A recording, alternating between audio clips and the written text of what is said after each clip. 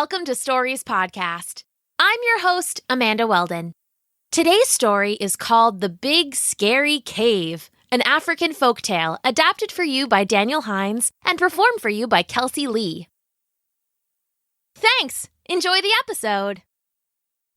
The Big Scary Cave. Once upon a time, on a bright sunny day, a friendly little rabbit poked her little rabbit head out of the big cave that she called home. The sun was warm against her whiskers, and the grass was soft against her paws. The wind smelled like carrot greens and basil and coriander and all her favorite snacks. Her little pink nose twitched in the air.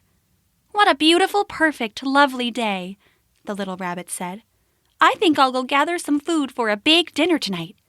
She scampered off into the woods, bouncing from fluffy paw to fluffy paw, her tail wiggling and waggling as she went. She spent the day collecting foods, and she returned to her cave late in the afternoon. She bounced up to the entrance, but stopped short. There were little marks in the dirt leading right up to her door.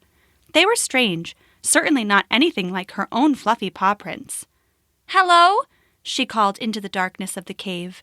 "It's the little rabbit who lives here. Who's in my house?" She waited a moment and was about to step inside when a great voice came booming back. "It is I, the many-legged legend, the jungle juggernaut, the biggest and the meanest foe you ever fought. I can rip a rhino, elephants I eat, roar or squeal, you'll be a meal or maybe just a treat." Hearing that fearsome song, the little rabbit let out a yelp and ran away as fast as she could. She bolted through the forest, jumping over vines and leaping over logs. On and on she ran until her breath was gone, and she could barely continue. She knew she couldn't abandon her home, though, so she went to find her friends instead. After searching for a while, she found the hyena, gnawing on an old bone. "Hyena, a mighty beast has taken over my cave. Will you please help me?" "A mighty beast to you is but a snack to me," said the hyena. "Let's go get your home back." The little rabbit and the hyena marched right up to the cave, and the hyena called into the darkness. "You in there! It's the hyena! You better get out of my friend's house. Who are you anyway?" They waited a moment, and then the great voice came booming back. "It is I, the six I having hazard, the terror of the turf, the biggest and the meanest who ever walked the earth. Howl and zip a zebra, antelopes I eat, roar or squeal, you'll be a meal or maybe just a treat." Hearing the fearsome voice echoing out of the cave, the hyena took a step back. "Well, maybe we need to get someone bigger than me after all. I gotta go. See ya." With that, the hyena spun away and ran off into the forest, letting out whimpers of fear with every step. The little rabbit ran away too, tearing through the forest until she was out of sight of the cave and finally felt a little safer. "I need someone even tougher," she said to herself, "someone that everyone's afraid of." She thought, and finally she knew just the friend she needed. After a bit of searching, she found the leopard. He was a hulking cat, sleek with gleaming white fangs. "Leopard, a great beast has stolen my cave. He won't come out and give me back my home. Will you please help?" The leopard agreed, and together they walked through the forest back to the little rabbit's home. Hello in there," the leopard called into the cave. "The leopard has come, and it's time to end these games. The little rabbit is loved by us all. Who are you to take over her house?" They waited a moment, and then the great voice came booming back. "It is I, the hairy-headed horror, the gooey, gruesome green, the biggest and the meanest that you've ever seen. I'll inhale a hippo, ibexes I eat, roar or squeal, you'll be a meal or maybe just a treat." The leopard didn't even wait to reply. He turned and sprinted back into the forest, as scared as he'd ever been. The little rabbit was right on his heels, running through the woods and leaping over logs, and just getting as much distance as she could between her and the great big scary cave. That night, she slept under a dirty old branch, shivering in the cold.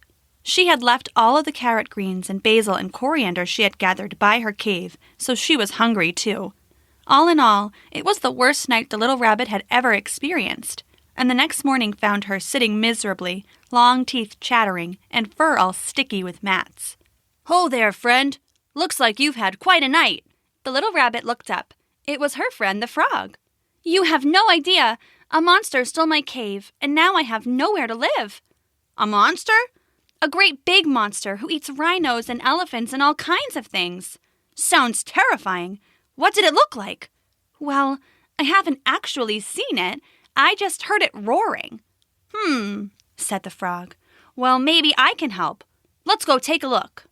You? I'm sorry, but the hyena couldn't do it, and either could the leopard. You're not even as big as me. What makes you think you can get the monster out of my cave? Let's go take a look. The frog hopped off towards the cave, and the little rabbit had no choice but to hop on after him. When they arrived, the frog kept hopping right up to the entrance. Hello in there! This is my friend, the little rabbit's house. Do you mind telling me who you are to take it over? They waited a moment, and then the great voice came booming back. It is I, the wonder of the wilds, the nargle of the night, the biggest and the meanest who ever wanna fight. I'll inhale a hippo, alligators I eat, roar or squeal, you'll be a meal or maybe just a treat. When the roaring voice was finished, the frog just smiled wide. Well, those sure are a lot of big claims. But I guess I need to come see you for myself. And I should warn you, as hungry as you sound, I'm even hungrier. The little rabbit looked at the frog with wide eyes, thinking he was crazy for challenging such a fearsome beast. But a second later, a much smaller voice called out from inside the cave. Okay, I'm sorry. It just seemed like a nice place to live. The little rabbit turned and watched in amazement as a caterpillar inched his way out of the cave. What? A caterpillar? The little rabbit turned to the frog. How did you know? The frog smiled and watched the caterpillar inch its way back into the forest. A big voice and a bad attitude is nothing to be afraid of. It's nearly always just cover for someone real little hiding behind all that bluster. The little rabbit shook her head, embarrassed she'd been so afraid without even knowing what she was afraid of. She invited the frog and the hyena and the leopard over to her cave, and they all had that big dinner she'd been planning, laughing at themselves for being so scared about something so little. The end.